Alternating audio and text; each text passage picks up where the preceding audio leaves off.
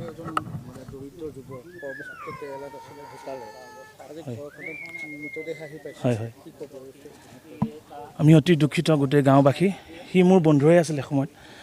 সি কেৰেলালৈ কৰ্মসূত্ৰে গৈছিল ঘৰখন চলাবলৈ ঘৰখনৰ চলাত অসুবিধা আছিল কাৰণে কেৰেলালৈ গৈছিলে গৈ পেলাই তাতে তেওঁৰ মৃত্যু হ'ল আজি আমাৰ মুখ্যমন্ত্ৰী মহোদয়ৰ সহায়ত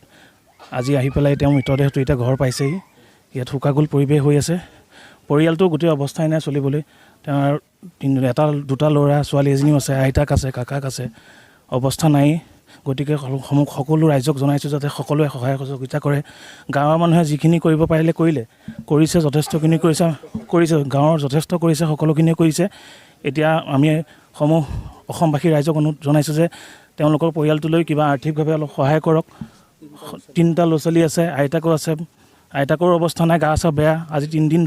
দিন ধৰি পেলাই আহি আছে তাৰপৰা আইতাকৰ লগতে তেওঁলোকৰ গতিকে সকলোৱে চৰকাৰলৈ মুখ্যমন্ত্ৰী মহোদয়ক আকৌ আহ্বান জনাইছোঁ যাতে পৰিয়ালটোক আৰ্থিকভাৱে সহায় কৰিবলৈ কিবা সংস্থাপনৰ জৰিয়তে কিবা এটা কৰিব পাৰে যদি সহায় কৰিবলৈ অনুৰোধ জনালোঁ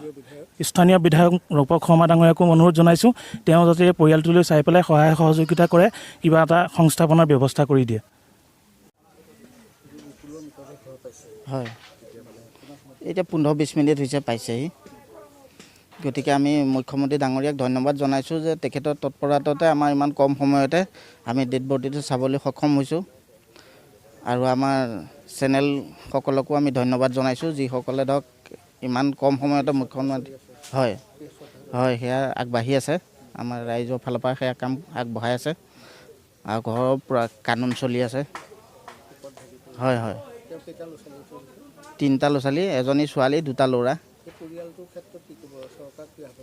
চৰকাৰক আহ্বান জনাইছোঁ যে তেখেতে যেনেকৈ আমাক ডেড বডিটো আনি ঘৰত দিলেহি তেনেকৈ যে পৰিয়ালটোক অকণমান আৰ্থিকভাৱে